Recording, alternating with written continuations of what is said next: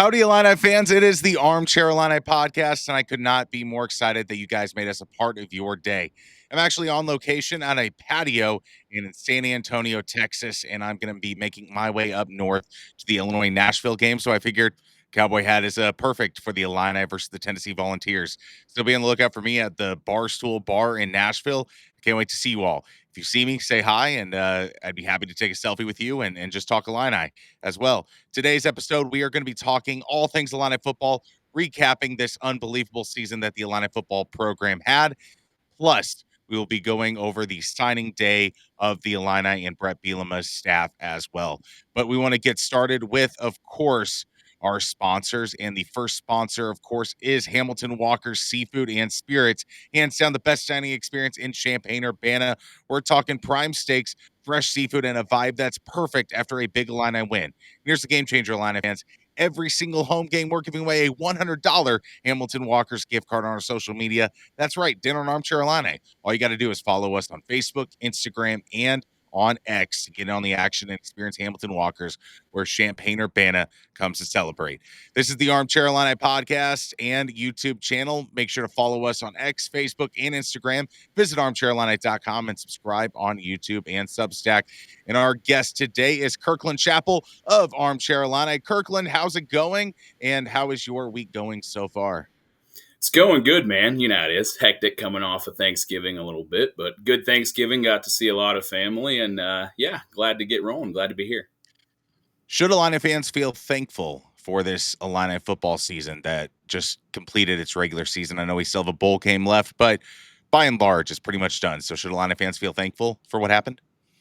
Yeah, I think so. I mean, I don't think that they should feel 100% satisfied, but to be thankful that we're at least sustaining success as a program and not in the gutter of the Big Ten as they were for a long time. I mean, we're not at the Tim Beckman era anymore. Luckily, Illinois football has raised the floor quite a bit since that point. So I think Illinois fans should be thankful for this season. But like I said, that doesn't mean it was always perfect. Right. I mean, you look at the major duds. You wish it was a closer game against Indiana, a 63-10 loss there. And then, of course, you had the Ohio State loss, which was 34-16, but that's the most points scored by any Big Ten program against the Ohio State Buckeyes. So you got to feel really good about that. And then, of course, the Washington Huskies game right after that Ohio State game, a 42-25 loss where you had opportunities to make this a game, but just fell through in the laps of the defense. And then finally that game against Wisconsin, a game that you really should have won, a game that was pretty brutal from start to finish, a 27-10 just boring laissez-faire loss for the Illini against the Badgers. What was your biggest negatives throughout this season, Kirkland? I mean, obviously, there's a handful of seasons when you're looking at the schedule. It's tough because you feel like you lost games that you just shouldn't have lost, and that led to other losses. So you go on the road to Washington, a game that I really felt like, and the weather was terrible that day, but Illinois should have showed up better and should have given them a better game. You lose on the road, and then you turn around and lose to a team like a Wisconsin after you've already kind of jumbled up your emotions a little bit and got the fan base fired up. So it just was kind of that stunk to see. I think it was tough for me. If I'm going to pick a point from this team that I could say was really kind of the biggest disappointment, I would say it's on the offensive line. I really thought that, an offensive line returning 5 starters from a season ago was going to come out and just absolutely tear people alive in the Big Ten, and that just didn't happen. You had games where you saw flashes of that, where you were able to assert yourself in the run game, but it just never really felt like Illinois came out of the gates, especially early in the season where it mattered against teams like Indiana, even in games you won against like Duke or Western Michigan. There just wasn't that out of the gates being able to establish the run game protection for Luke Altmyer that it felt like it should have been for an offensive line returning that many starters. Yeah, I mean, you can't blame offensive line on every single sack. Luke Altmyer was a little tentative of throwing the ball occasionally, but 31 sacks for 223 yards this entire season. That's way too many against the opponents that you had in this easier schedule in the Big Ten, other than the likes of Indiana and Ohio State. And then rushing yards, only 1,574 rushing yards this year, and then only 131.2 rushing yards per game. This offensive line needed to be better. Bret Bielema, it's a staple of his, and it kind of felt like when John Gross doesn't have a point guard, that's one of his calling cards was excellent point guard play. And this year, Bret Bielema, it was kind of a weird oddity of his offensive line didn't really show up to play. I know there was some confusion on what kind of prospects you want. Do you want that heavier, bulkier offensive line? Do you want that more athletic, finesse offensive line so you can pull and do some stunts for this offensive line? But what do you think the major culprit was of this offensive line not performing to the capabilities of Bret Bielema's teams?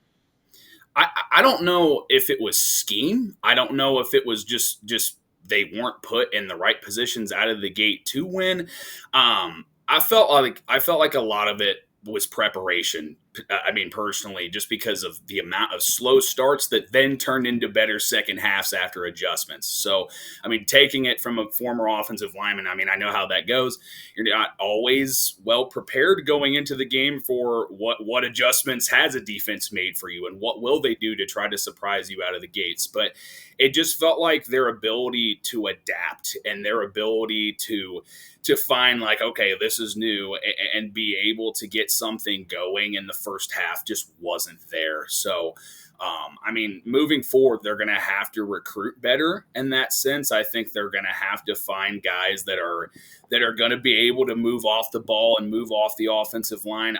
I felt like, and this doesn't always fall on Josh Kreutz and people are going to take that on Josh Kreutz because he's a smaller center. So people are going to say, well, we weren't getting movement on the inside because he was small. And that's just not always the truth. I mean, you had a guy like Doug Kramer who was able to do that consistently game to game over and over. And we've seen Josh do that. So obviously there was some mix up and some issues there on the interior that just weren't really allowing them to get that push in the run game early. And in fruition, that just led to them losing games down the road. And that led to them not having good starts that, then you got to play the catch-up game after that. So, I mean, I think there was a lot of different attributes that kind of went into that, but I don't think it was the talent. You had 5 guys, again, who can play and have shown what they could do and guys that have the chance to go play at the next level, but I just don't think that they were coming out in the first half prepared, I mean, all the time. Yeah, there's a major elephant in the room for this Illini football program, and that is the performance of Aaron Henry in that defensive unit. You go through some of these games, like that Indiana game I already mentioned, gave up 63 points, and then you almost blew it with your defense against USC, that 34-32 win. Purdue, you gave up 27 points. Ohio State, 34 points. Washington, you got back into the game, and then the defense gave it right back to the Huskies and 42-point performance, 27 points to a terrible Wisconsin team. And it truly feels like this is going to be a direction changer for Bret Bielema on, is there going to be an announcement after this signing day period that Aaron Henry is no longer the defensive coordinator, or is Aaron Henry going to continue? What is your read on Aaron Henry and how the Illini move forward defensively? It's such a tough call because I think most people are just ready to chomp the bit to fire the guy and get him out. I'm not the one. I don't like speaking on other people's jobs. It's just, I mean, you just don't like doing that. But that's something where I get it. I get the performance hasn't been there. And I get that, I think I heard Jeremy Werner say this, 2 of the last 3 years, the numbers just weren't there that they needed to be.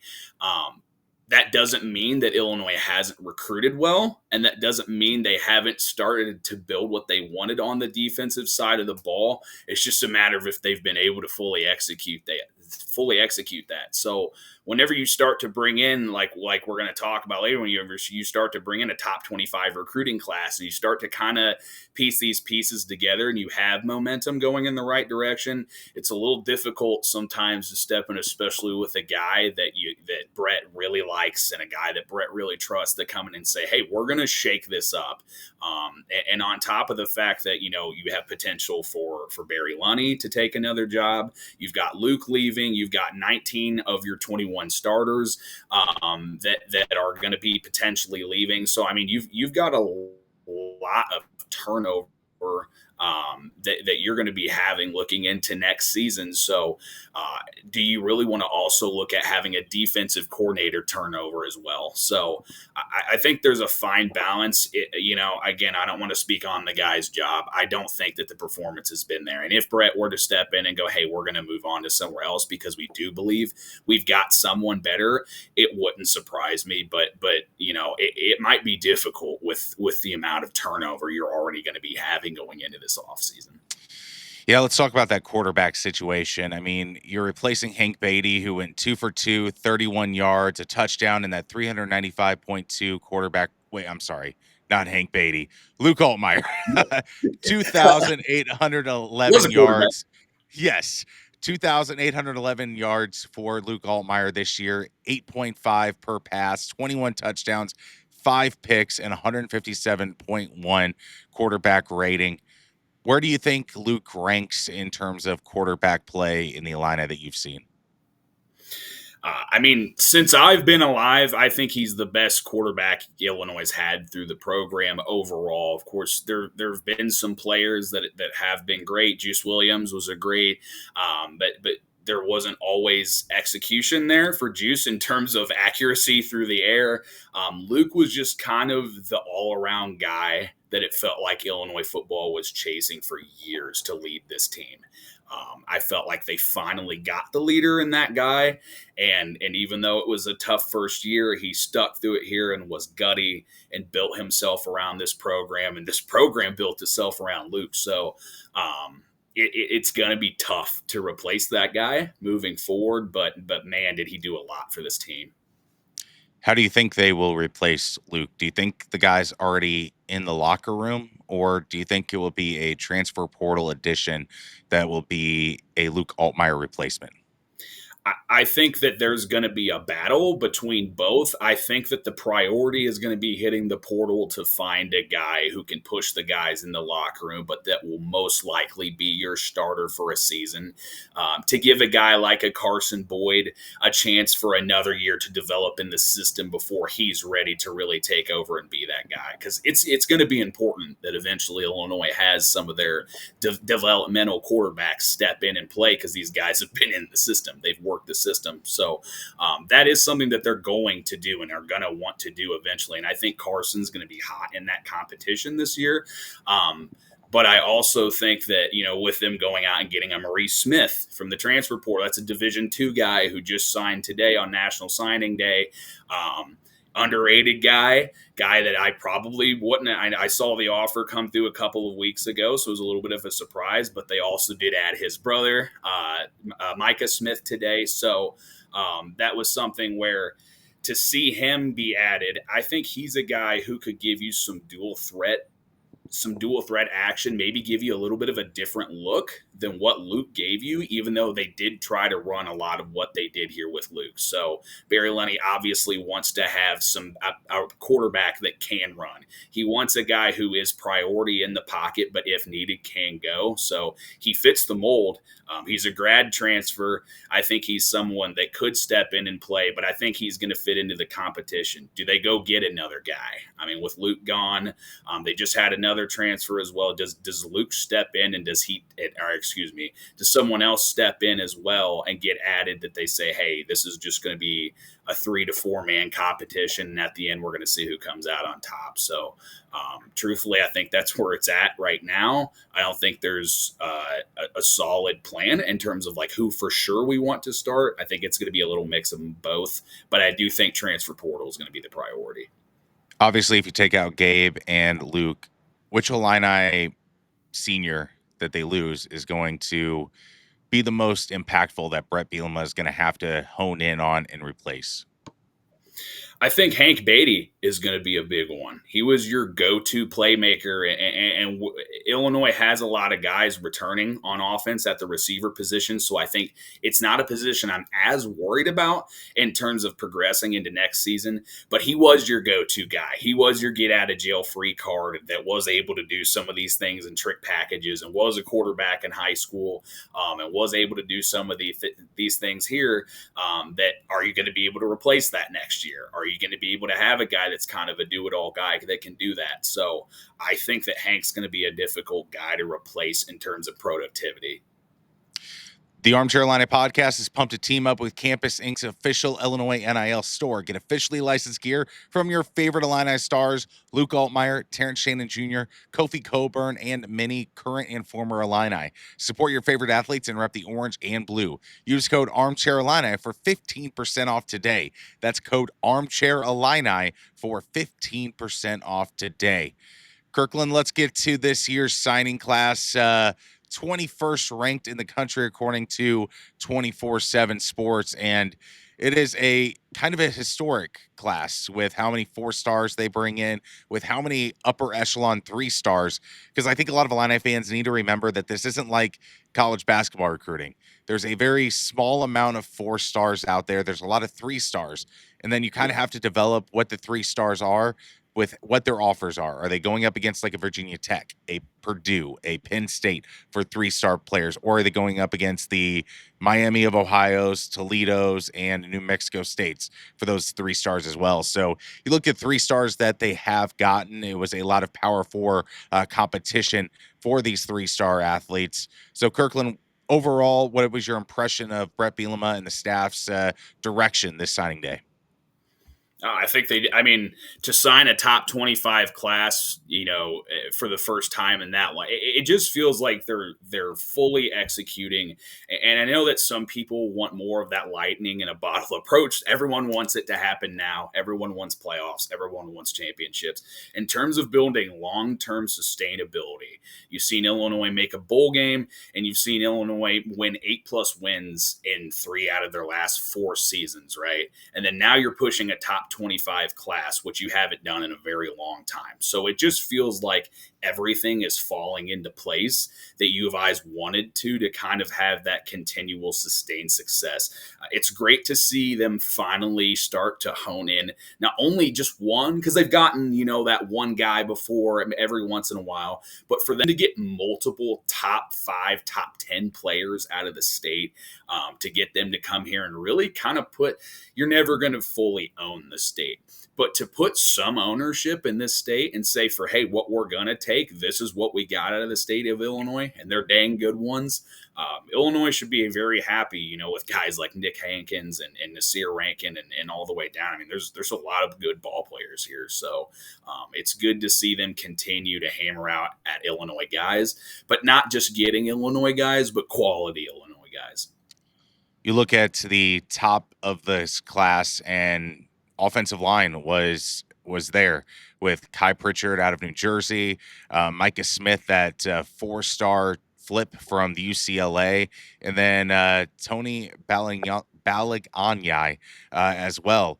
So how do these offensive linemen fit together for the next generation of talent here? What are their skill sets, and are they going to be more unified as a unit going forward compared to this year's hodgepodge of an offensive line?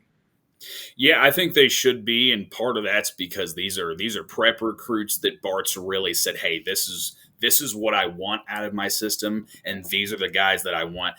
When I talked about preparation earlier, that doesn't as much always go back onto Bart as it does the players, right? When you go through film and you get on the field, like, you got to execute, and some of that is, are these the guys that I need in this position? So it's nice to see that he's not only going on the road and getting the guys that he wants, but he's getting these big names and high quality dudes. Yeah, I mean, a guy like Micah Smith, he's a big guy. He's a guy who could play guard and tackle. He's kind of a shift around dude. He's pushing up into that 330 range, so he's going to be more of an interior because he's a mauler. I mean, he's going to move dudes off the line, but he's a guy that, if needed, could move inside, could move outside if he could. He could lose a little weight. So I mean, that's a guy he's a stud. I mean, Kai Pritchard, again, another guy who's probably going to play tackle here because he's on the lighter side. I know he's listed as an inside offensive lineman, but he's at 290 right now. At 6'5", I think he could play guard or center, but he's another guy who could play tackle if needed. They've got a lot of versatile dudes that it feels like could kind of play either way. It's not like they're really going and getting a lot of your prototypical, like your 6'3" center, your 6'6" tackles. They're kind of getting a lot of these tweener guys that can move around, which is what they want, because we know Bart wants to be able to have a two deep of guys that are starters that can plug and play at any time. So if they've got multiple guys hurt, they know they've got multiple guys that can fit in. So these are guys that, and along with some of the JUCO guys they've added in this class, these are dudes that, once you've lost 5 starters, there's a chance they can step in after a couple years and develop into a starter pretty quickly here as a redshirt freshman or sophomore, kind of the Brandon Henderson route. So it's a little bit dependent on how they get onto campus and how they work, because not everyone pans out. But these are guys that definitely have the ability in year 2, year 3 to be very quality starters. Our top player of this class is Nick Hankins, number 157, according to 24/7. Defensive back, what is he going to bring to the program? Yeah, super high skilled guy, quick, athletic. He's a sticky cornerback. When you watch film and you watch guys that it feels like guys can't really shake them, he's that guy. He's a playmaker. He's really what you want. He's your mold of the Xavier Scotts, the Devin Witherspoons, the Sidney Browns that can really step up and kind of be a dominator in the secondary. It's also a flag post of like, we are here, and these are the guys that we're going to start getting now in the state of Illinois. Because before, Nick Hankins probably would have went to an Ohio State. He probably would have went to a USC, probably would have went to a Michigan or elsewhere. And the same with Nasir Rankin, same with some of these other guys as well. So there's definitely something about seeing some of these top guys. I mean, especially with Hankins being the top guy in the state, to see him stay with Illinois as opposed to moving on elsewhere is awesome to see. Looking at this class, who is your dark horse player that you are like, this guy is going to be just a beast when he arrives on campus? I think Cam Thomas is a guy that could really do some damage here. He's got the size for it. When you watch the film, he kind of gives you that prototypical old school linebacker where he's really in your teeth and hits you in the chest. And as much as Illinois needs to develop linebackers, and as much as Illinois needs to have that kind of big impact guy, I think eventually he's someone that can develop into a really solid linebacker here. It's not to say that he will, but the intangibles are there. I think the film is there. I really like his film. So he's a guy that with some work, I think could step in and really do some damage down the road as a year 3 guy, maybe after he's really gotten through the weight room and done some work on special teams and along those lines. Now that we have the signing class, we have a little bit of transfer portal movement, guys that didn't really make it too much of an impact. We're talking about Easton Baker and the likes of those guys. But what are the biggest positional needs for the Illini in the transfer portal now that we have that signing class pretty much done? Yeah, well, I think going into it, the biggest needs overall for this offseason were your quarterback, obviously at number 1, and then your offensive line. So those are my 2 kind of biggest needs. Quarterback, I think you've got Boyd. You just added Smith. Again, your D2 transfer. So I think that's starting to build that direction. I do think that they'll add someone else there down the road. So probably it's going to be someone from the portal. It's probably going to be someone that's got a year or two of eligibility left. I don't know that for certain, but it does seem like they want a guy like Carson Boyd to eventually start next year. So I don't know if they're going to go get another Luke situation where you got a guy that's got 3 years out, unless they're really just not confident that Carson's the guy down the road. So I think that I think quarterback was a big one that still needs to be addressed. Now, offensive line, I think that Bart got to work and really addressed a lot of his needs there in terms of going out and getting some of these JUCO guys that he's added in place. So they're definitely probably going to need to add another guy, possibly two, because again, I know they want to be 10 deep in what they feel like are ready to go starters. So I think that they'll add another guy or so, but they need to. Those are your quarterback is your most important position, and your offensive line was your biggest struggle that it felt like kept this run game from really establishing itself the way it should this season. So you go establish those things and kind of get yourself to where the offense can hopefully Barry Illini Jr. is still here next year. Hopefully the guy gets paid and they'll keep him around. But if they can put those two things in place with the running back crew that you already have, with the receivers that you have returning, I think you would feel a lot better about this offense going into 2026. What do you make of this running back room, Kirkland? Because you add Javari Barnett, who is a flip from the University of Alabama, which is just a crazy sentence to utter on an Illini podcast, and then Nelson Wheeler out of Omaha, Nebraska. You add those two guys to what you already have in Khalil Valentine, Caden Fagan, and Aiden Lawfrey. What do you make of this running back room, and is there room for improvement actually in the transfer portal, or are you confident this group can kind of turn it around even with some of the offensive line issues that the Illini had last year? I think offensive line issues were the biggest key factor in this. I think the run game took a lot of the heat this season for the offensive line's inability to really get them going. People talk about, like announcers say, that hole was so big I could have ran through it, and that's genuinely true. If your offensive line is good enough, and that's not to say that running backs are an extremely important position, but if your offensive line is very, very good, you can put average guys back there and make them not look average. So Illinois has a few guys that are definitely not average, above average type guys when they are healthy. You know, your Caden Fagans, your Aiden Lawfreys, your Lawfreys or Valentines. So if the offensive line is there, they should be good. I don't think they need to go to the portal to get another guy. In fact, I think it's going to be a problem of if there's going to be enough room, because you're going to have guys like John Forrester coming up. You've got guys like Cedric White coming up. So you've got a lot of guys in this room who have the potential to really break out and do something for you. But do they have the room for it all?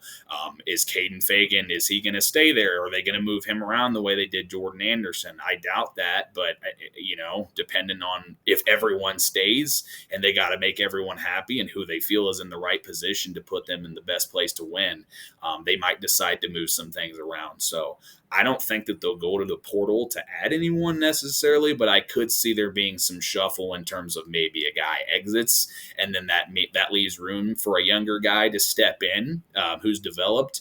Or, like I said, I can see them kind of sticking with a younger guy who can keep kind of building himself up there if someone does decide to exit out. Looking at this team and the signing day, it's all about the new. It's all about new in the transfer portal. Who are your three guys that you think can be addition by progression? Who are guys that are going to improve so much that you're like, you know what? I'm glad we didn't add anybody at this position. Who are your three candidates for that? So I guess kind of reword your question to me there. I guess the question is, who do you think can improve the most on this entire roster that you're like, man, this is a great guy that we didn't see coming. This improved. Yeah, I mean, so I think your receiving core is going to have a lot of those guys, right? Because we talked about Hank Beatty possibly going out, but is a guy like Alexander Kapka Jones going to kind of step up and be the Ashton Holland? Some of these guys that really started to get more reps this year and started to have their name set. Colin Dixon, some of these guys that had their name set a little bit more this year, but it felt like weren't really super high impact guys yet. I think that receiving core, those guys I just named alone, I think are guys that are really going to step up for you next year, and most likely be people who are going to play and get a lot more reps. I think on the defensive line, someone like a Joe Barna, that's a guy that is going to have to play a lot of reps for you next year and be a starter. People talked about with Gabe leaving. I know that is going to be a priority to get some defensive linemen out of the portal and possibly some edge rushers who can make a high impact. But I don't want people to sleep on Joe Barna, because I think that's a guy who is going to develop into a starter that is going to be a high impact guy that will get a lot of pressures, that will make quarterbacks uncomfortable in the pocket. He may not be a high sack guy, but I think he's someone who will have a high impact. Kirkland, final one for you. We have Illinois, Tennessee this weekend in Nashville on the hardwood. What is your prediction for Illinois, Tennessee? Well, it feels like, with Illinois' 2 losses so far, it's like your kind of premier games. You really wanted to win and you really wanted to assert yourself early. You haven't yet. I think with Tennessee coming off that loss to Syracuse, and it's fresh, it's stinging a little bit more, as to where I think Illinois, even though it's early into the season, there's going to feel a little more urgency of, okay, we've had a lot of hype around us and we've really got a lot of attention, and we got to win some of these games, right? Especially if we want to prepare ourselves for March, and it helps out with seeding down the line. So I think Illinois is going to win. I think it's going to be a close game, but I do think it'll probably be something like an 86-80 win.